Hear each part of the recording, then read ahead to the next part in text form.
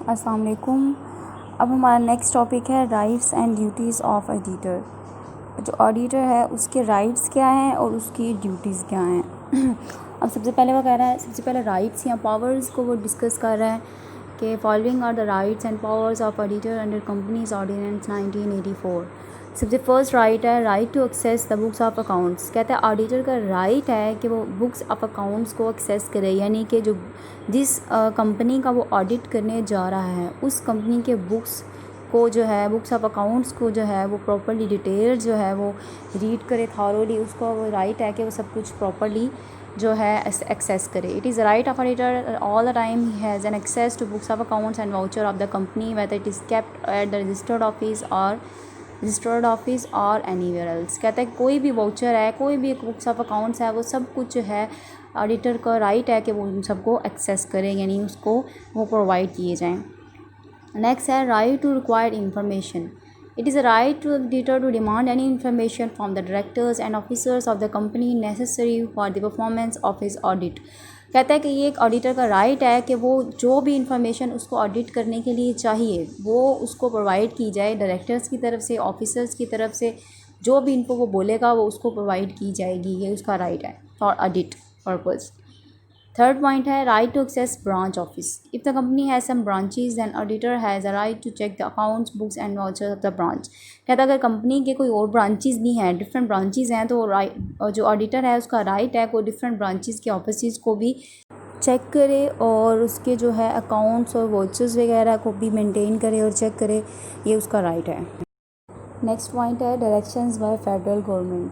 कहता है कि जो है फेडरल गवर्नमेंट जो है ऑडिटर को डायरेक्शंस प्रोवाइड करती है, स्पेशल ऑर्डर देती है कि में भी कुछ स्पेसिफिक उसने रिपोर्ट के अंदर ऐड करवाना हो तो उसके लिए भी उसको ऑर्डर दिए जाते हैं। नेक्स्ट 5 है right to attend general meeting. कहता है कि ऑडिटर का राइट है कि वो जर्नल मीटिंग को अटेंड करे। जर्नल मीटिंग साल में एक दफ़ा होती है। It is right of auditor to attend the annual general meeting of company to give his legal opinion on financial statements. साल में एक दफ़ा जनरल मीटिंग कंडक्ट होती है तो ऑडिटर का जो है ये राइट है कि उस जनरल मीटिंग को वो अटेंड करे और उसमें वो अपना ओपिनियन दे फाइनेंशियल स्टेटमेंट्स पे कंपनी के बारे में। नेक्स्ट है right to receive remuneration. It is a right of auditor to get his remuneration on the completion of agreed work known as auditor fee और कंसल्टेंसी फ़ी। कहता है कि ऑडिटर का राइट है कि उसको रेम्यूनरेशन दी जाए, कि वो रेम्यूनरेशन रिसीव करे अपने काम की, यानी कि मुआवजा उसको दिया जाए उसकी कंसल्टेंसी फ़ी के तौर पर, ऑडिटर फ़ी के तौर पर, या जो भी वो काम कर रहा है उस काम के बदले में उसको मुआवजा मिले। ये उसका राइट है। नेक्स्ट है राइट ऑफ इंस्पेक्शन। कहता है कि जो ऑडिटर है उसका राइट है कि वो रिकॉर्ड को इंस्पेक्ट करे किसी भी टाइम पे फाइनेंशियल ईयर के दौरान। जिस फाइनेंशियल ईयर में उसको ऑडिट करने के लिए उसकी अपॉइंटमेंट की गई है उस फाइनेंशियल ईयर में वो किसी भी टाइम पे इंस्पेक्शन के लिए आ सकता है कंपनी में। ये उसका राइट है। नेक्स्ट है मेक रिप्रेजेंटेशंस। कहता है auditor has right to make representations in meeting. He can defend himself when he is asked to leave the business. कहता है कि उसका राइट है कि वो रिप्रेजेंट करे, अपने आप को मीटिंग में लेकर आए, मीटिंग में सामने आए और अपने जो है ओपिनियन दे। लेकिन अगर उसको नोटिस दिया जाए कि आप बिजनेस को छोड़ दें तो वो अपने आप को डिफेंड भी कर सकता है, क्योंकि उसका ये राइट है, वो उस राइट को नहीं छोड़ेगा। नेक्स्ट है receiving notice. It is a right of auditor to receive the notice relating to the general meeting as those are send to the share holders. कहता है कि ये उसका राइट है कि कोई भी नोटिस जो है, जो भी जनरल मीटिंग में शेयर होल्डर्स को सेंड किया जाता है, ये ऑडिटर का भी राइट है कि उसको भी सेंड किया जाए, यानी वो भी इस नोटिस को रिसीव करे। Surprise visits. It is a right of auditor to give a surprise visit to specific areas of the company within his domain. कहता है कि ऑडिटर का राइट है कि वो सरप्राइज़ विजिट करे किसी भी टाइम पे। अचानक से छापा मार देना कहते हैं, वो छापा मारे कंपनीज पे स्पेसिफिक एरियाज़ में किसी भी टाइम पे, ये उसका जो है राइट है। ये तो है राइट्स। अब है ड्यूटीज़। वो कौन से काम हैं जो कि ऑडिटर को करने होते हैं, उसकी जो रिस्पॉन्सिबिलिटीज़ एंड ड्यूटीज़ हैं। सबसे पहले कहता है followings are duties of auditor under companies ordinance 1984। सबसे पहले है certificate of statutory report. It is a duty of auditor that he should certify that statutory report is correct with regard to। कहता है कि उसने कंफर्म करना है, certify करना है कि जो स्टेचुटरी रिपोर्ट है वो बिल्कुल प्रॉपर्ली मेंटेन की गई है। किस लिहाज से? सबसे पहले अलॉटमेंट ऑफ शेयर्स के लिहाज से। Auditor is required to report according the allotment of shares, के जो शेयर्स अलॉट किए गए हैं वो बिल्कुल वैसे ही अलॉट किए गए हैं जैसे कि उस स्टेचुटरी रिपोर्ट में मैंशनड है। Cash receive from such allotments, कहता है कि जितने पैसे रिसीव किए गए हैं जो मेंशन किए गए हैं स्टेटरी रिपोर्ट में बिल्कुल करेक्ट है, ये भी वो उसको सर्टिफाई करेगा। Receipt and payment statement, receipt and payment statement के बारे में वो सर्टिफाई करेगा कि जो रिसीट किए गए हैं या पेमेंट की गई है वो बिल्कुल उसी लिहाज से है जिस लिहाज से स्टेटरी रिपोर्ट में मेंशन किया गया है। अब सेकंड पॉइंट है ड्यूटीज़ में certify the performance of company. कहते हैं कि ऑडिटर की ड्यूटी है कि वो कंपनी की परफॉर्मेंस के बारे में बताए कि वेदर उसकी परफॉर्मेंस ट्रू है, जो जिस तरीके से उसको परफॉर्म करना चाहिए वैसे वो कर रहा है या नहीं कर रहा। When the company has already started the business itself, it issues a prospectus statement of profit and loss included in prospectus.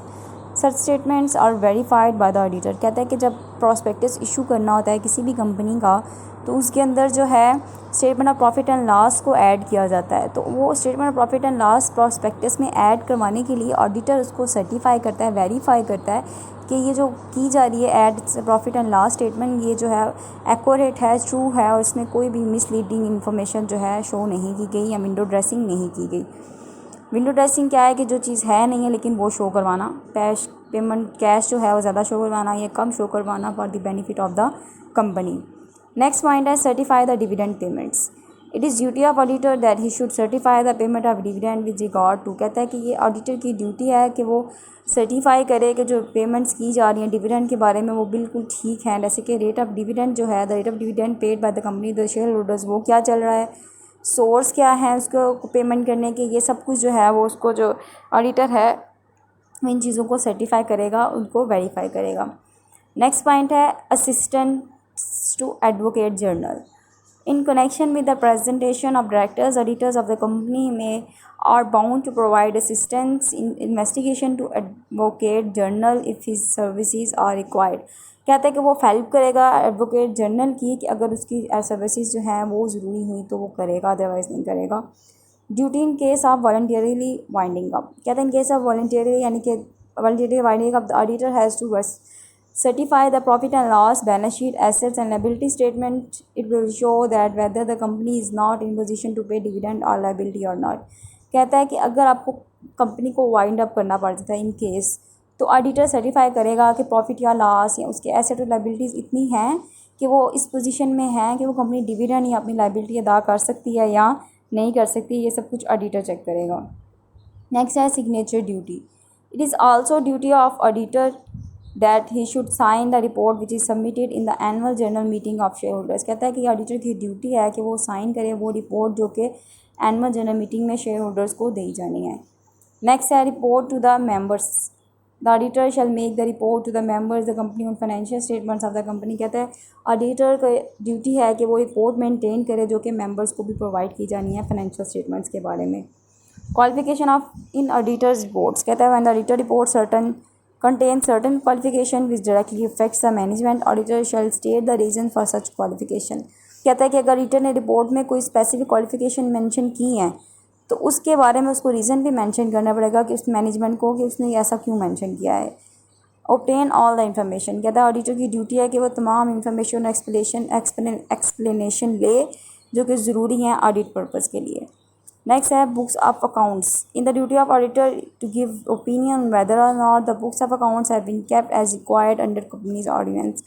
कहता है कि ऑडिटर की ड्यूटी है कि वो अपना ओपिनियन जो है वो properly the books of accounts के बारे में। Financial statements, duty of auditor to give opinion whether और not the balance sheet and profit and loss have been drawn in conformity with the companies ordinance 1984। कहता है कि ये duty है auditor की वो अपना opinion they about financial statements की जो बैलेंस शीट है या प्रॉफिट एंड लॉस स्टेटमेंट है ये सब जो है प्रॉपर्ली मेंटेन की गई हैं, प्रॉफिट ज़्यादा शो नहीं किया गया या लॉस कम नहीं शो किया गया या बैलेंस शीट की विंडो ड्रेसिंग नहीं की गई, एसेट ज़्यादा नहीं दिखाए गए, लाइबिलिटीज़ कम नहीं दिखाई गई। बिकॉज अगर एसेट ज़्यादा शो करेंगे लाइबिलिटीज़ कम शो करेंगे तो ये बिज़नेस की स्ट्रॉन्ग पोजीशन को शो करता है। तो ये हम दूसरों को जो है मिसलीड करने के लिए भी कंपनीज़ करती हैं, तो ये चेक करना ऑडिटर का काम है कि कोई विंडो ड्रेसिंग नहीं की गई। नेक्स्ट पॉइंट है ट्रू एंड फेयर व्यू। कहता है it is duty of auditor to give opinion whether और not balance sheet is at the end of financial year, profit and loss account और income and expenditure account and profit और deficit for the financial year show true and fair view. कहता है कि auditor की duty है कि वो अपना ओपिनियन दे कि बैलेंस शीट प्रॉपर मेंटेन है, profit and loss, income and expenditure account या फाइनेंस या प्रॉफिट और डेफिसिट अकाउंट जो है वो प्रॉपरली फेयर और ट्रू कंडीशन को शो कर रहे हैं बिजनेस की। ये ड्यूटी है ऑडिटर की, ओपिनियन दे। नेक्स्ट है expenditures incurred during the year. It is a duty of auditor to give opinion on whether or not expenditures incurred during the year or for the purpose of company's business। कहता है कि auditor की duty है कि वो opinion दे कि जो expenditures हैं वो कंपनी के लिए ही किए गए हैं, कि पर्सनल एक्सपेंडिचर को बिज़नेस का एक्सपेंडिचर बता के उसमें ऐड नहीं किया गया, क्योंकि जो पर्सनल होते हैं उसको अलग मेंशन किया जाता है। ये नहीं कि उसको बिज़नेस का एक्सपेंडिचर बता दिया हो। तो इस चीज़ को कंफर्म करना जो है ऑडिटर का काम है। Business conduct and investment. It is duty of auditor to give opinion whether or not conducts of business investment made during the year are in accordance with the objects of the company।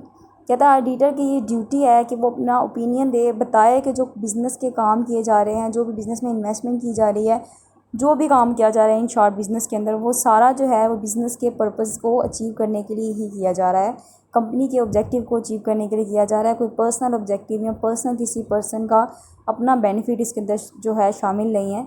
ये चीज़ सारी चीज़ें confirm करना ये auditor का काम है कि कोई पर्सनल जो बंदा है वो अपने पर्सनल बेनिफिट्स के लिए कुछ नहीं कर रहा।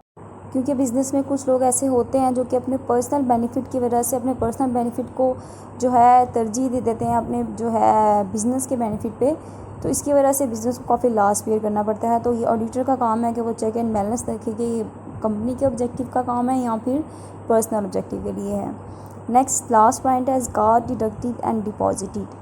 It is duty of auditor to give opinion whether or not zakat deductible was deducted by company and deposited into central zakat fund।